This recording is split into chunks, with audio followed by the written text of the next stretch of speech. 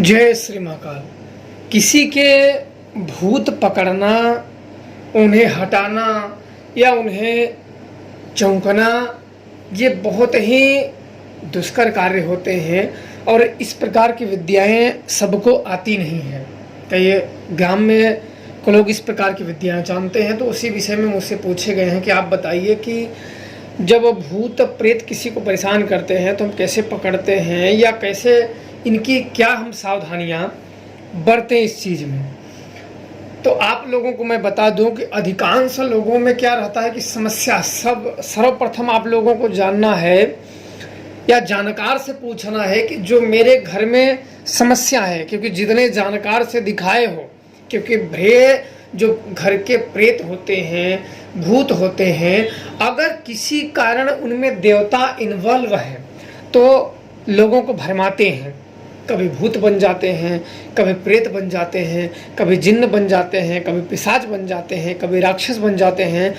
अलग अलग रूप धारण करके वो दिखाते हैं कि मैं ये हूँ। और जानकार व्यक्ति को कभी भूत मिलेगा, कभी किसी ने कर रखा है, किसी ने पड़ीदार ने कर रखा है, कहीं दान मार दिया है। दान की अलग प्रक्रिया होती है, जो कि खेत में मार देते हैं, नए दान मार देते हैं। इनमें अलग अलग शक्तियों को ठोक देते हैं या धन मध्य में दे देते हैं, धन मध्य में दान मार देते हैं, या नवलदियत प्रेत को दे देते हैं, कुछ पैसे में कुछ अन्य चीज़ों में नवलदियत प्रेत दे देते हैं। तो ये क्रिया जो किया होगा वही ये काट कर सकता है, अन्यथा इनमें बिना विधि के इस्तेमाल से आप डायरेक्ट शक्तियों से नहीं कर सकते हो। अब इनमें सर्वप्रथम यह जानना जरूरी होता है कि जो बाधाएं हैं आप जिनके घर में हैं, तो किसी जानकार से जब आप पूछते हैं तो 10 लोग आगे 10 कैटेगरी के बताएं तो समझो कि ये भरमा रहा है। और ठीक कुछ समय के बाद कोई भी व्यक्ति एक हफ्ते के लिए देखे तो वो ठीक नहीं होता है, वो अलग अलग तरीके से अपना रूप धारण करके आ ही जाते हैं।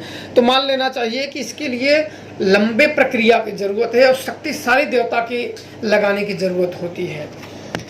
तो इनमें कई गलतियां यह हो जाती हैं कि लोग एक ओझा से दिखवाते हैं, एक ओझा से दिखवाने के बाद वो अपनी अत्यधिक शक्तिशाली शक्तियों को लगा देता है, चाहे पूजित शक्तियों को या घर की शक्तियों को, अपनी शक्तियों को वो लगवा देता है, तो वचन उसका लग जाता है, उस भूत के साथ वचन लग जाता है।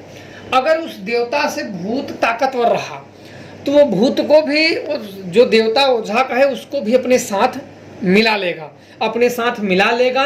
और फिर जब हम कहीं दूसरे लोगों के पास दिखवाने जाते हैं तो वो देवता भी साथ में रह जाएगा, क्योंकि उसका वचन काटना बड़ा जरूरी होता है, अन्यथा वो भूत के साथ इन्वॉल्व हो जाता है। तो ये दिन पे दिन बहुत ही शक्तिशाली होते जाते हैं। अगले जानकार के पास आप जाओगे, अगला बोलेगा मैं ये कर दूंगा, वो कर दूंगा, अपने जो है अपने तरीके का वो ज्ञान फेंक देगा, पूरी तरीके से विश्वास आ जाएगा, हाँ कर देगा, लेकिन नहीं कर वो भी नहीं पाएगा, क्योंकि उसके साथ जब भूत के साथ देवता जुड़ जाते हैं तो देवता कैद में नहीं आते हैं। देवता जब कैद में नहीं आते हैं तो कई बलिष्ठ हो जाते हैं। और ये फिर और तरीके से हो सकता है कि ऐसे घर के लोगों में जान भी चली जाए किसी न किसी की। एक मैं ऐसे वाकया अपनी बता रहा हूँ, जो कि मेरे स्थान से लगभग 3 या 4 किलोमीटर की दूर की बात है। उनके घर में उनका भाई किसी ट्रेन से कट के ख़त्म हो गया था। तो जब मैं वहाँ गया तो वो भूत को जब बुलाया गया तो वो आ गया, तो जो ट्रेन से कट के मरा हुआ था, तो उससे पूछा गया कि तुम भाई क्यों मरे हो, क्यों नहीं। उसकी माताजी जिंदा थी, उनको भी बुलाया गया। मैंने बोला भाई ये भूत है, भूत की कोई बातों की भरोसा नहीं है, तो इसलिए इसकी माँ को ये जो सही बताएगा इसकी माँ, इसके घर वाले ही जानेंगे कि क्या सही है। तो उसने जो बातें कही, जिस लिए कटा था, जो दिक्कतें थी, जो समस्याएं थी, जो उसने बताया सब सही सही बता दिया था। अब क्या हुआ कि मैंने कहा कि ठीक है मैं तुम्हें बिठा दूंगा। बोले ठीक है, आप मुझे अलग कर दो, मुझे बिठा देना। तो मैंने उस भूत को लिया, पकड़ लिया, कैद कर लिया, क्योंकि उसको बिठाने के लिए कैद ही करना पड़ता है, अन्यथा वो भूत ही अपने साथ लेके चली जाती है। ये अलग प्रक्रिया होती है, ये गुरु के सानिध्य में ही रह के सीखना पड़ता है, ये अलग ही एक तरीके से पढ़ाई ही होती है। तो उसे मैंने कैद कर लिया। अब कैद करने के बाद वो समय आया तो उसको तारा मातारा के स्थान पर जाके उसे मैंने मुक्त करा दिया, उसकी आत्मा के शांति के लिए उसके दे दिया, वो अच्छा ठीक हो गया।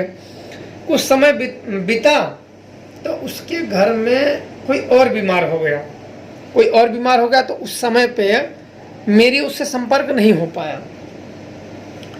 पाया, वो किसी अन्य जानकार को लेके गया, अन्य जानकार को लेके गए और वहाँ काफ़ी ये हुआ वो हुआ ऐसे हुआ, दुनिया भर के प्रपंच बता दिए। और जानते हो कि जब कोई जानकार जाता है तो अपने आप को ब्रह्मा विष्णु महेश तीनों देवताओं को रख के मानता है, अगले आदमी को विश्वास दिला देता। गया पैसे के ही लिए है, गया किसी के घर जाके अगर करना वो एक ही चीज उद्देश्य होती है, गया उस लिए है पर महानता गुणगानित नहीं गाने था। बिना जरूरी के किसी के घर जाना नहीं चाहिए शक्तियों से। यही जब जरूरी हो, हम लोग भी जब करते हैं क्रियाएं तो जब देख लेते हैं सारी क्रियाएं करके तब डाकिनियों को बुलाते हैं, तो कि ये भूत प्रेत को पकड़ लेती हैं। पर तुरंत नहीं बुलाया जाता है कि तुरंत आज देखो कल बुला लो। इन डाकिनियों को सबसे अंतिम दांव पे बुलाए जाते हैं, जब हर प्रकार से जान लो, समझ लो, देख लो, पूरी तरीके से परख लो तब। अब वो नहीं आए तो मैं मिला नहीं, वो गए अपना सब करके सब पकड़ लाए, बोले ये कर देंगे वो कर देंगे सब कर देंगे। कुछ समय तक, थोड़ा दिन तक ठीक रहा। बाद में कुछ ऐसी घटनाएं घटी कि उसी का सदस्य जो बड़ा जो मुखिया था उसी की मृत्यु हो गई। तो मुझे नवरात्र में जाना था, जब वहाँ मैं गया तो देखा, बोला वो कहाँ गए, बोले तो मर गए। तो मेरे को बड़ा झटका लगा, अरे जवान आदमी ऐसे कैसे मर गया, क्या हुआ क्या नहीं हुआ उसके साथ। बोले अचानक में ऐसे तबीयत खराब हुआ और फिर डॉक्टर जवाब दे दिया मर गया। तो मुझे शक हुआ कि ये जरूर कुछ ना कुछ लफड़े हैं। तो कुछ शक्तियों को मैंने बुलाया और पूछा, तो उसने ओझों की लाइन लगा रखे थे, एक दिन इसके पास, एक दिन इसके पास, एक दिन इसके पास, 2 दिन इसके पास। तो सब वचन में बंद होते होते ठीक ही नहीं हुआ। मैंने सोचा लो मजा आ गया। तब उसके लड़के को काफ़ी, उस लड़के ने जब फोर्स किया तो फिर वहाँ के, फिर मैंने ही यमरूड़ा डाकिनी को मैंने कहा कि इतने अब लफड़े हो गए हैं और जो जो देखा उसको आप बुलाइए और उससे वचन कटवाइए, अन्यथा ये ऐसे क्रियाएं नहीं होती हैं। तब जितने लोग जिंदे थे, कई बुजुर्ग लोग देखे हुए थे, उन लोगों को बुलाया, उनके शक्तियों को पूजा दे उनका वचन कटवाया।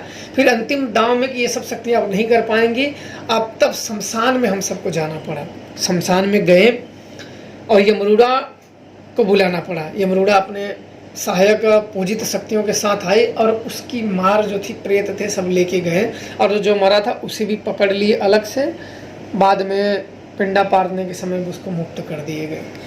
तो बहुत ऐसे वचनबद्ध में ऐसे हो जाते हैं ना। तो सर्वप्रथम बिना सोचे समझे कोई भी कार्य करने से पहले 100 बार सोचना चाहिए कि इसका परिणाम क्या होगा, इसका परिणाम क्या होगा। ऐसे किसी भी प्रकार की बातों में आके ऐसी कदम बिल्कुल ना उठाया जाए कि भविष्य में बहुत बड़ी मुसीबतें आ जाएं।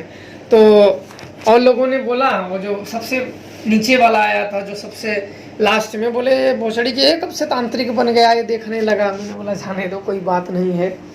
बोला ये लोग, मैंने कहा कि एक ही जगह पे कुछ कराते तो ठीक रहता, या किसी को पकड़ते उसको अंतिम क्षण तक पकड़ते। तो बोले गलती हो गया। तो उसको लड़के को कुछ क्रियाएं बताई गई ताकि वो उस चीज़ों को शुद्ध कर सके। उसके घर को बंदिश कर दिया गया कि उसके परिवार भी बड़े परेशान कर रहे थे, अपने भूत इधर ठेल दे रहे थे, इधर से उधर, उधर से इधर, इधर से उधर परेशान।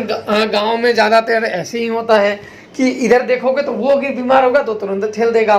और ये क्रिया जिसको ना मालूम है, जिसको गणंत की क्रिया ना पता हो, जिसको दान मारने की प्रक्रिया ना पता हो, जिसको उखाड़ने की प्रक्रिया ना हो, दान में कौन कौन सी शक्तियाँ इन्वॉल्व होती हैं, नैया दान क्या होता है, चक दान क्या होता है, धन मध्य में प्रेत क्या होते हैं, ये सब अगर ना ज्ञात हो तो आप इन्हें हटा नहीं सकते हो। ऐसा नहीं कि आपने पूछ लिया तो किसी को पकड़ नहीं, पता नहीं है तो ये ऐसी इसी जगह पे लगाते हैं पहले के जानकार लोग।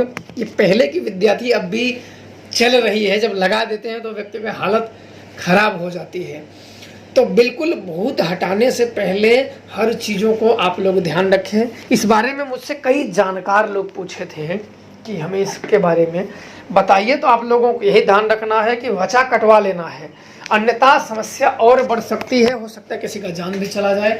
और बिल्कुल पुराने लोगों को पकड़े, हो सकता है कि अपने इर्द गिर्द गांव के लोग हों तो पकड़े, अन्यथा इधर उधर दूर दराज के लोगों को कम ही इनसे दूर ही रहे तो ठीक है, अन्यथा अपनी महत्ता गुणगान करते करते किसी को टपका देंगे। अपने ही इर्द गिर्द जानकार लोगों को पकड़ेंगे तो जो वो हो सकता है तो कर दे, क्योंकि उसके घर की जो शक्तियाँ पूजित हैं हो सकता है उससे अगर वो कर सकता है तो कर सकता है। बाकी आप लोग समझ गए हो, पकड़ने के बाद उसे छांटना पड़ता है, भूत को अलग करना पड़ता है, देवताओं को अलग करना पड़ता है, मरायल अलग करना पड़ता है, किसके देहन से कौन सा भूत मरा है, कौन से किसको देहन से मरा है, जो जानकार रहेगा वही कर पाएगा। बाकी खोखले लोग ऐसी चीज़ नहीं कर पाते हैं, उसको छांट नहीं सकते हैं, अलग नहीं कर सकते हैं, किसके देह से कौन मरा है वो तक नहीं बता पाते हैं। आप कोई जानकार अगर बुलाओ, उससे पूछ लो कि मरायल कितने हैं, तो किसके देह से मरे हैं वो नहीं बता पाएगा, वहाँ तक वो जा ही नहीं पाएगा। तो ये सब जब तक पूरी प्रक्रियाओं का ज्ञान नहीं होगा तब तक आप इससे नहीं निजात पाओगे। अलग अलग तरीके से परेशान करता रहेगा, किसी न किसी तरीके से आपको दंडित करता रहेगा। हो सकता है समय के बाद किसी की जान भी न चली जाए।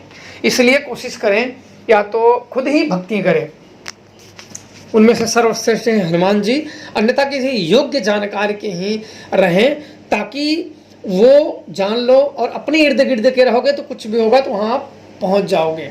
ठीक है, तो वैसे ही करें। जानकार लोग अगर पकड़े तो किसी दानवीर के जगह पर उसे दान मारना जरूरी होता है। इसकी प्रक्रिया अलग होती है जो कि अपने गुरु से सीखी, गुप्त प्रक्रिया होती है जो कि सीख लें। आप लोगों को समझ में आ गया होगा, जितने जानकार लोग ने पूछा था समझ में आ गया होगा। कर लेना, और भी कोई दिक्कत हो तो मैसेज करना। जय श्री महाकाल।